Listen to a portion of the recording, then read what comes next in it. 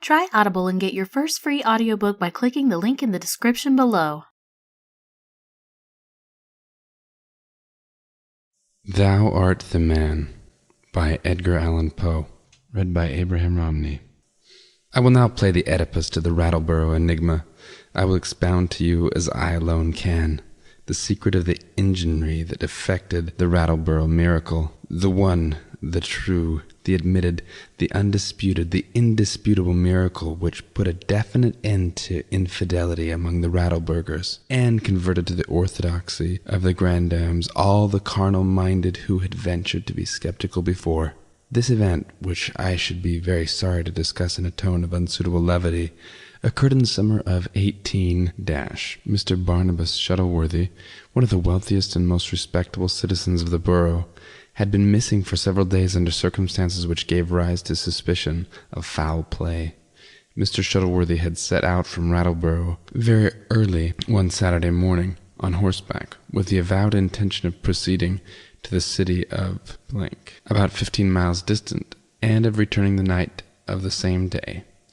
2 hours after his departure, however, his horse returned without him, and without the saddle-bags which had been strapped on his back at starting. The animal was wounded too, and covered with mud. These circumstances naturally gave rise to much alarm among the friends of the missing man, and when it was found on Sunday morning that he had not yet made his appearance, the whole borough arose in mass to go and look for his body. The foremost and most energetic in instituting this search was the bosom friend of Mr. Shuttleworthy, a Mr. Charles Goodfellow, or as he was universally called, Charlie Goodfellow, or Old Charlie Goodfellow. Now, whether it is a marvelous coincidence, or whether it is the name itself has an imperceptible effect upon the character, I have never yet been able to ascertain, but the fact is unquestionable, that there never yet was any person named Charles, who was not an open, manly, honest, good-natured, and frank-hearted fellow, with a rich, clear voice that did you good to hear it, and an eye that looked you always straight in the face, as much as to say, I have a clear conscience of myself, am afraid of no man, and am altogether above doing a mean action. And thus all the hearty, careless, walking gentlemen of the stage are very certain to be called Charles. Now, old Charlie Goodfellow, although he had been in Rattleborough no longer than 6 months or thereabouts, and although nobody knew anything about him before he came to settle in the neighborhood, had experienced no difficulty in the world in making the acquaintance of all the respectable people in the borough. Not a man of them but would have taken his bare word for 1,000 at any moment. And as for the women, there is no saying what they would not have done to oblige him. And all this came of his having been christened Charles, and of his possessing in consequence that ingenuous face which is proverbially the best letter of recommendation. I have already said that Mr. Shuttleworthy was one of the most respectable, and undoubtedly he was the most wealthy man in Rattleborough, while old Charlie Goodfellow was upon as intimate terms with him as if he had been his own brother.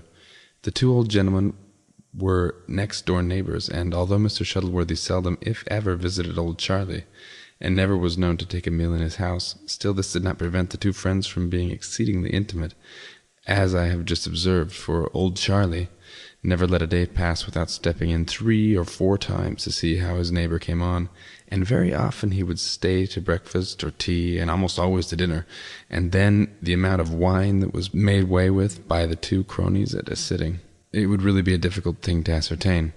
Old Charlie's favorite beverage was Chateau Margaux, and it appeared to do Mr. Shuttleworthy's heart good to see the old fellow swallow it, as he did, quart after quart, so that one day, when the wine was in and the wit, as a natural consequence, somewhat out, he said to his crony, as he slapped him upon the back, I tell you what it is, old Charlie, you are by all odds the heartiest old fellow I ever came across in all my born days, and since you love to guzzle the wine at that fashion, I'll be darned if I don't have to make thee a present of a big box of the Chateau Margaux. Od rot me. Mr. Shuttleworthy had a sad habit of swearing, although he seldom went beyond "Od rot me," or "by gosh," or "by the jolly golly."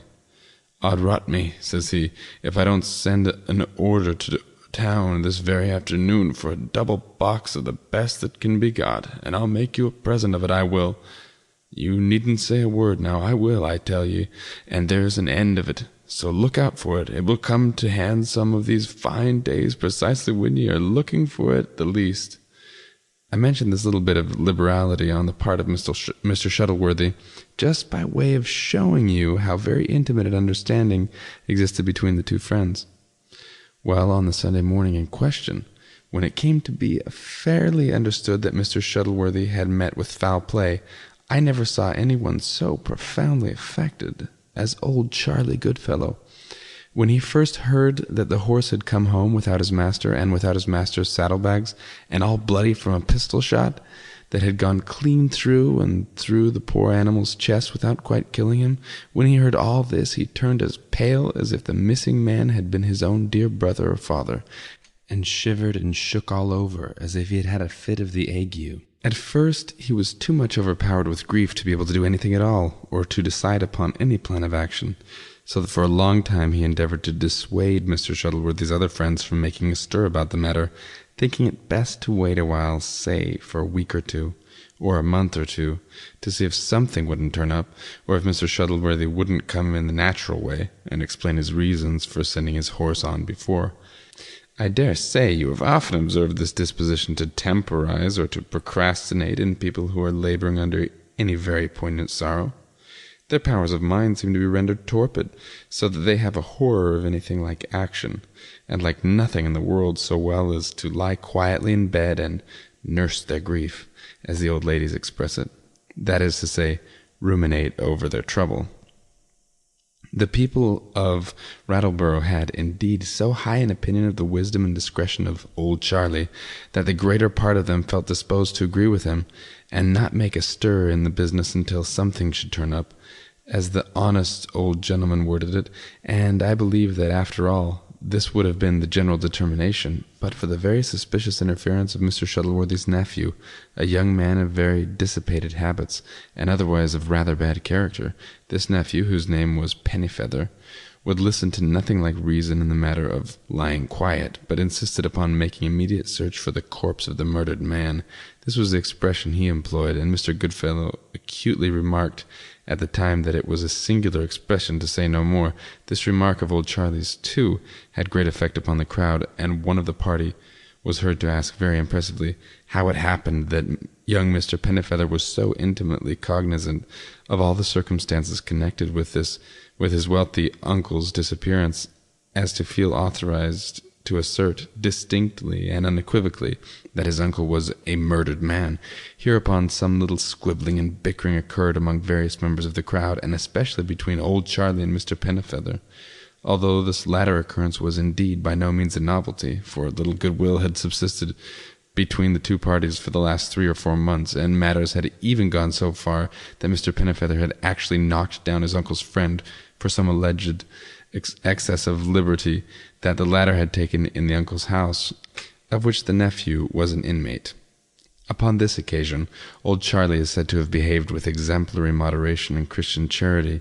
He arose from the blow, adjusted his clothes, and made no attempt at retaliation at all, merely muttering a few words about taking summary vengeance at the first convenient opportunity, a natural and very justifiable ebullition of anger, which meant nothing, however, and beyond doubt was no sooner given vent to than forgotten.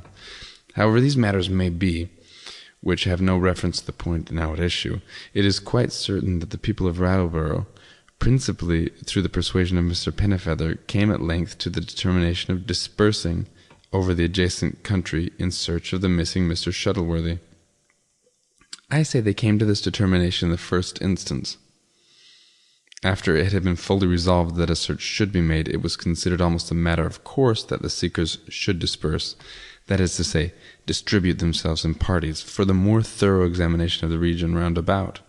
I forget, however, by what ingenious train of reasoning it was that old Charlie finally convinced the assembly that this was the most injudicious plan that could be pursued. Convince him, however, he did, all except Mr. Pennyfeather, and in the end it was arranged that a search should be instituted carefully and very thoroughly by the burghers en masse, old Charlie himself leading the way. As for the matter of that, there could have been no better pioneer than old Charlie, whom everybody knew to have the eye of a lynx. But although he led them into all manner of out-of-the-way holes and corners by routes that nobody had ever suspected of existing in the neighborhood, and although the search was incessantly kept up day and night for nearly a week, still no trace of Mr. Shuttleworthy could be discovered. When I say no trace, however, I must not be understood to speak literally, for trace, to some extent, there certainly was. The poor gentleman had been tracked by his horse's shoes, which were peculiar, to a spot about 3 miles to the east of the borough, on the main road leading to the city. Here the track made off into a bypath through a piece of woodland, the path coming out again into the main road and cutting off about 1/2 mile of the regular distance. Following the shoe marks down this lane, the party came at length to a pool of stagnant water, half hidden by the brambles, to the right of the lane, and opposite this pool all vestige of the track was lost sight of. It appeared, however, that a struggle of some nature had here taken place, and it seemed as if some large and heavy body, much larger and heavier than a man, had been drawn from the bypath to the pool.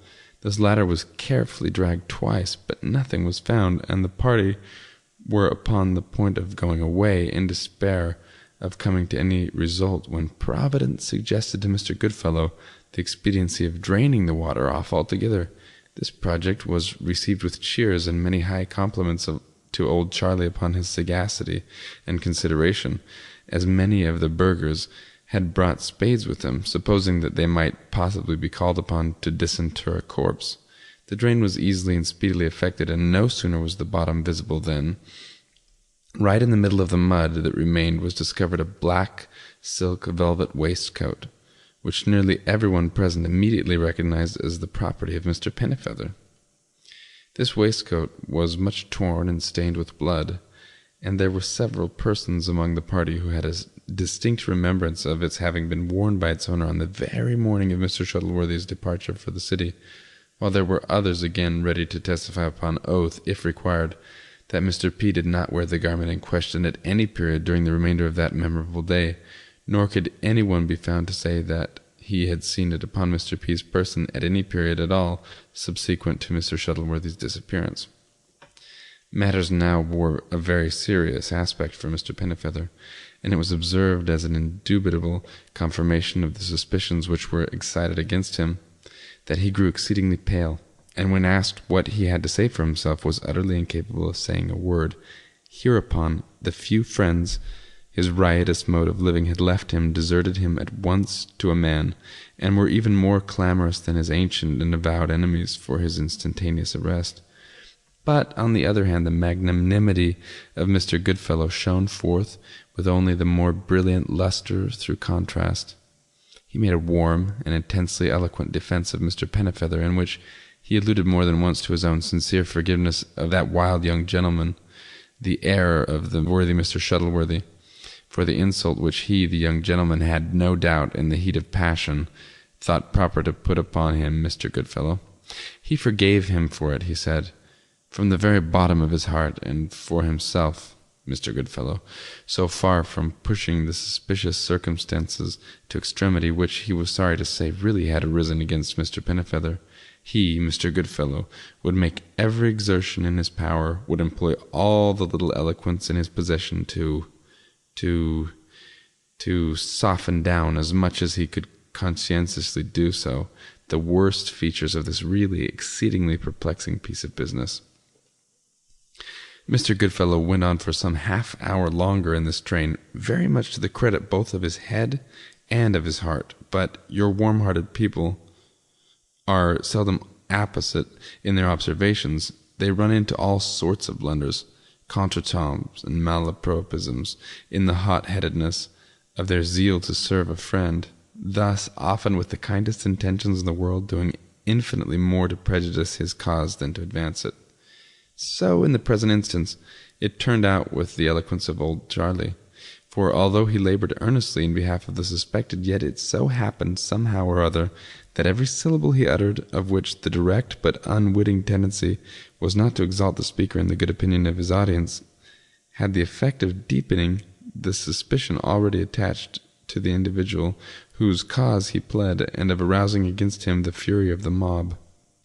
One of the most unaccountable errors committed by the orator was his allusion to the suspected as the heir of the worthy old gentleman, Mr. Shuttleworthy. The people had really never thought of this before. They had only remembered certain threats of disinheritance uttered a year or two previously by the uncle, who had no living relative except the nephew, and they had therefore always looked upon this disinheritance as a matter that was settled. So single-minded a race of beings were the Rattleburghers. But the remarks of old Charlie brought them at once to a consideration of this point, and thus gave them to see the possibility of the threats having been nothing more than a threat. And straightway hereupon arose the natural question of cui bono, a question that tended even more than the waistcoat to fasten the terrible crime upon the young man. And here, lest I be misunderstood, permit me to digress for one moment, merely to observe that the exceedingly brief and simple Latin phrase which I have employed is invariably mistranslated and misconceived. Cui bono, in all the crack novels and elsewhere, in those of Mrs. Gore, for example, the author of Cecil, a lady who quotes all tongues from the Chaldean to Chickasaw, and is helped to her learning as needed upon a systematic plan by Mr. Beckford. In all the crack novels, I say, from those of Bulwer and Dickens to those of Turnapenny and Ainsworth, the two little Latin words cui bono are rendered to what purpose, or, as if quo bono, to what good. Their true meaning, nevertheless, is for whose advantage, qui, to whom, bono, is it for a benefit. It is a purely legal phrase, and applicable precisely in cases such as we have now under consideration, where the probability of the doer of deed hinges upon the probability of the benefit accruing to this individual or to that from the deed's accomplishment. Now, in the present instance, the question cui bono pointedly implicated Mr. Pennifeather. His uncle had threatened him, after making a will in his favor, with disinheritance. But the threat had not been actually kept. The original will, it appeared, had not been altered. Had it been altered, the only supposable motive for murder on the part of the suspected would have been the ordinary one of revenge, and even this would have been counteracted by the hope of reinstation into the good graces of the uncle. But the will being unaltered, while the threat to alter remained suspended over the nephew's head, there appears at once the very strongest possible inducement for the atrocity, and so concluded very sagaciously the worthy citizens of the borough of Rattle. Mr. Pennifeather was accordingly arrested upon the spot, and the crowd, after some further search, proceeded homeward, having him in custody. On the route, however, another circumstance occurred tending to confirm the suspicion entertained. Mr. Goodfellow, whose zeal led him to be always a little in advance of the party, was seen suddenly to run forward a few paces, stoop, and then apparently to pick up some small object from the grass. Having quickly examined it, he was observed, too, to make a sort of half-attempt at concealing it in his coat pocket, but this action was noticed, as I say, and consequently prevented when the object picked up was found to be a Spanish knife, which a dozen persons at once recognized as belonging to Mr. Pennifeather. Moreover, his initials were engraved upon the handle. The blade of this knife was open and bloody. No doubt now remained of the guilt of the nephew, and immediately upon reaching Rattleborough, he was taken before a magistrate for examination. Here matters again took a most unfavorable turn, the prisoner being questioned as to his whereabouts on the morning of Mr. Shuttleworthy's disappearance, had absolutely the audacity to acknowledge that on that very morning he had been out with his rifle deer-stalking in the immediate neighborhood of the pool where the blood-stained waistcoat had been discovered through the sagacity of Mr. Goodfellow. This latter now came forward, and with tears in his eyes asked permission to be examined. He said that a stern sense of the duty he owed his Maker not less than his fellow men would permit him no longer to remain silent. Hitherto, the sincerest affection for the young man, notwithstanding the latter's ill-treatment of himself, Mr. Goodfellow, had induced him to make every hypothesis which imagination could suggest, by way of endeavoring to account for what appeared suspicious in the circumstances that told so seriously against Mr. Pennifeather. But these circumstances were now altogether too convincing, too damning. He would hesitate no longer. He would tell all he knew, although his heart, Mr. Goodfellow's, should absolutely burst asunder in the effort. He then went on to state that on the afternoon of the day previous to Mr. Shuttleworthy's departure for the city, that worthy old gentleman had mentioned to his nephew, in his hearing, Mr. Goodfellows, that his object in going to town on the morrow was to make a deposit of an unusually large sum of money in the Farmers' and Mechanics' Bank, and that then and there the said Mr. Shuttleworthy had distinctly avowed to the same nephew his irrevocable determination of rescinding the will originally made, and of cutting him off with a shilling. He, the witness, now solemnly called upon the accused to state whether what he, the witness, had just stated was or was not the truth in every substantial particular. Much to the astonishment of everyone present, Mr. Pennifeather frankly admitted that it was. The magistrate now considered it his duty to send a couple of constables to search the chamber of the accused in the house of his uncle. From this search they almost immediately returned with the well-known steel-bound, russet-leather pocket-book which the old gentleman had been in the habit of carrying for years.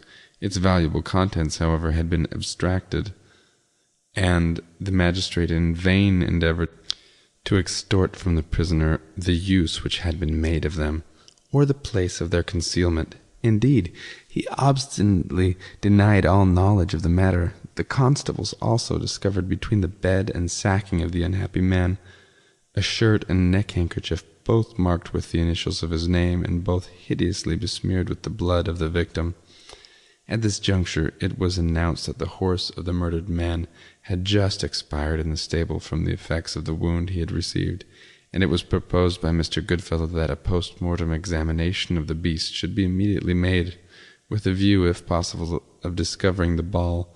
This was accordingly done, and as if to demonstrate beyond a question the guilt of the accused, Mr. Goodfellow, after considerable searching in the cavity of the chest, was enabled to detect and to pull forth a bullet of very extraordinary size, which upon trial was found to be exactly adapted to the bore of Mr. Pennifeather's rifle, while it was far too large for that of any other person in the borough or its vicinity.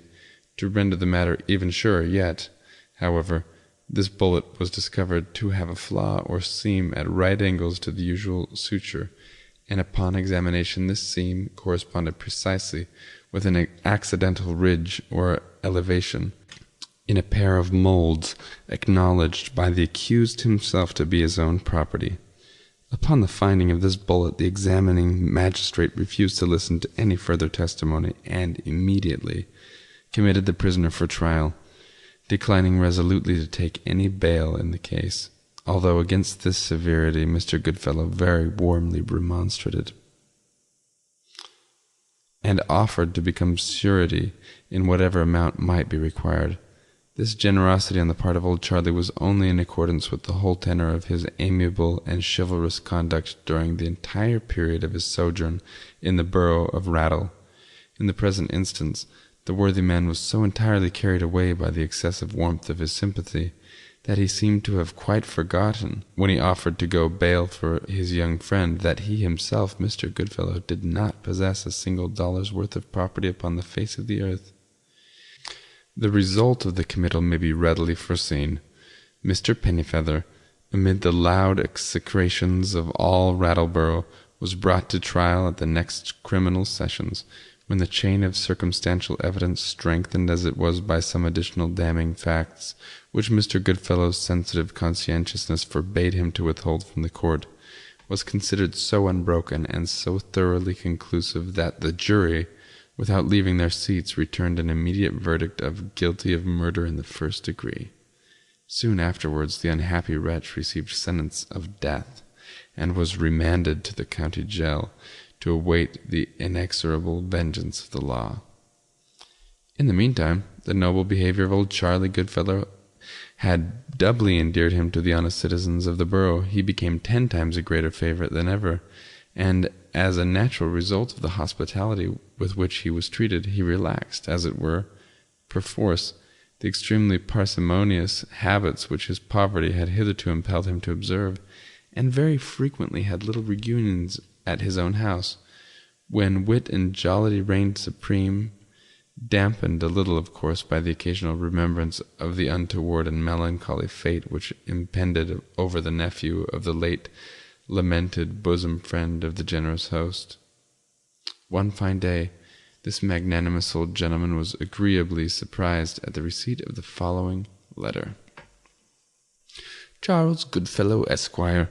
Dear Sir, in conformity with an order transmitted to our firm about 2 months since by our esteemed correspondent, Mr. Barnabas Shuttleworthy, we have the honor of forwarding this morning to your address a double box of Chateau Margaux of the Antelope brand, violet seal, box numbered and marked as per margin.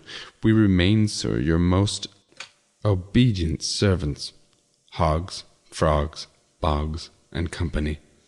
City of blank, June 21st, 18 P.S.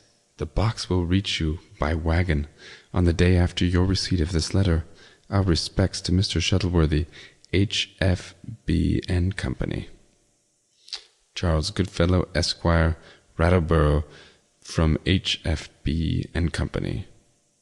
Chateau Margaux, A. No. 1, 6 dozen, BTS, 1/2 gross. The fact is that Mr. Goodfellow had, since the death of Mr. Shuttleworthy, given over all expectation of ever receiving the promised Chateau Margaux, and he therefore looked upon it now as a sort of especial dispensation of Providence in his behalf.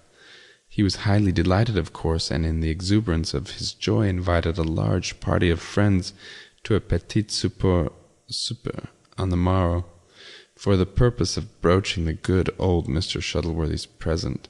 Not that he said anything about the good old Mr. Shuttleworthy when he issued the invitations. The fact is, he thought much and concluded to say nothing at all. He did not mention to anyone, if remembered aright, that he had received a present of Chateau Margaux.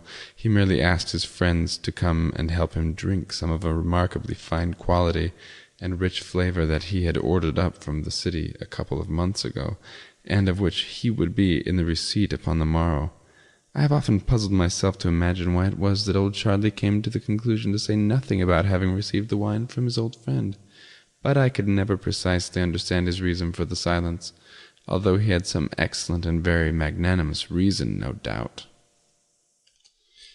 The morrow at length arrived, and with it a very large and highly respectable company at Mr. Goodfellow's house.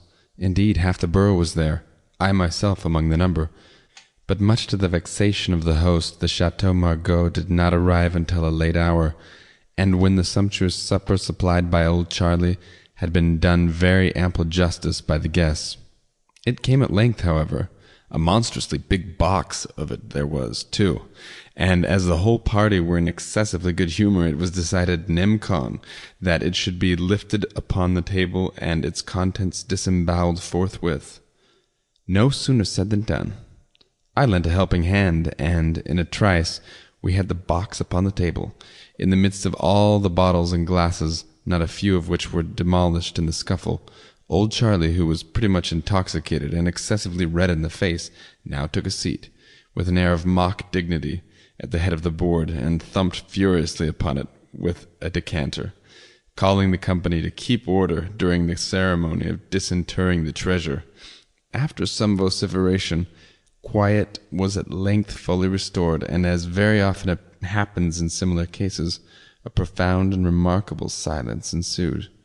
Being then requested to force open the lid, I complied, of course, with an infinite deal of pleasure.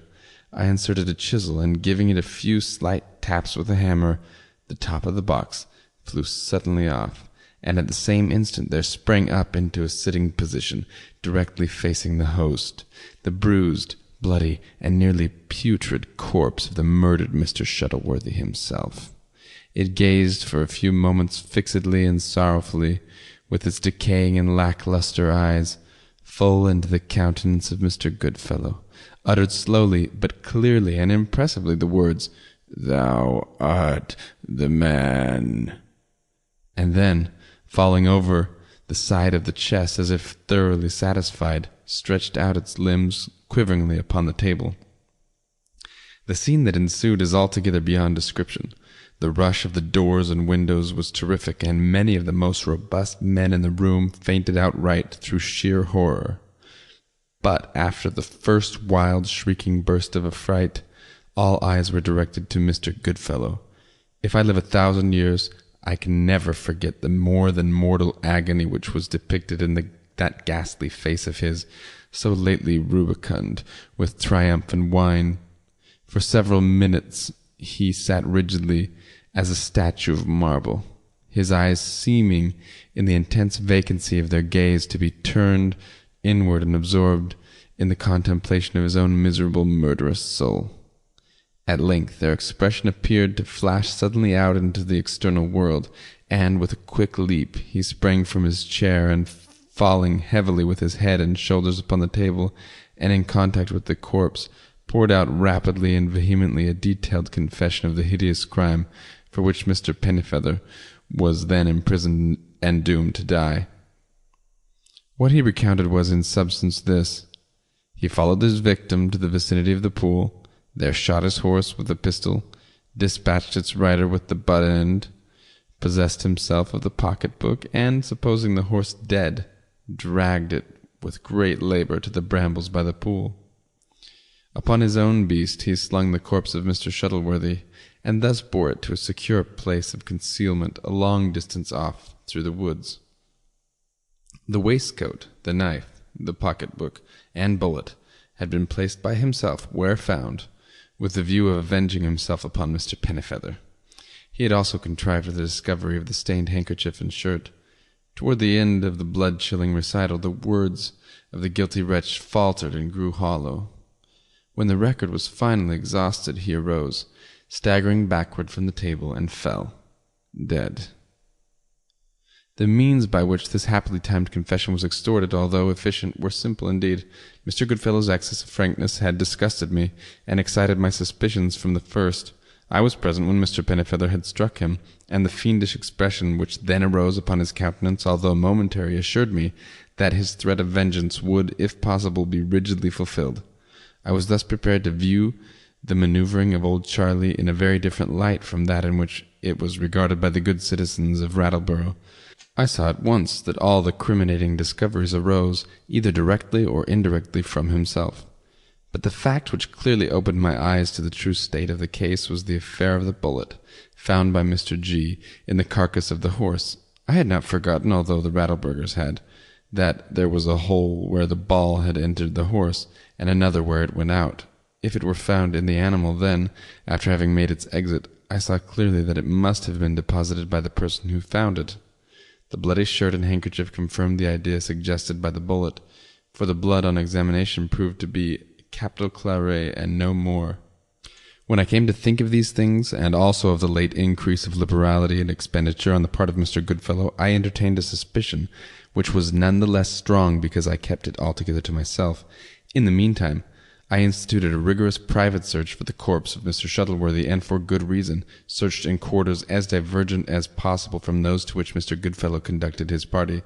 The result was that, after some days, I came across an old dry well, the mouth of which was nearly hidden by brambles, and here at the bottom I discovered what I sought. Now it so happened that I had overheard the colloquy between the two cronies, when Mr. Goodfellow had contrived to cajole his host into the promise of a box of Chateau Margaux. Upon this hint I acted. I procured a stiff piece of whalebone, thrust it down the throat of the corpse, and deposited the latter in an old wine-box, taking care so to double the body up as to double the whalebone with it. In this manner I had to press forcibly upon the lid to keep it down while I secured it with nails, and I anticipated, of course, that as soon as these latter were removed, the top would fly off and the body up. Having thus arranged the box, I marked, numbered, and addressed it as already told, and then, writing a letter in the name of the wine merchants with whom Mr. Shuttleworthy dealt, I gave instructions to my servant to wheel the box to Mr. Goodfellow's door in a barrow, at a given signal from myself. For the words which I intended the corpse to speak, I confidently depended on my ventriloquial abilities. For their effect I counted upon the conscience of the murderous wretch. I believe there is nothing more to be explained. Mr. Pennifeather was released upon the spot, inherited the fortune of his uncle, profited by the lessons of experience, turned over a new leaf, and led happily ever afterward a new life. End of Thou Art the Man by Edgar Allan Poe.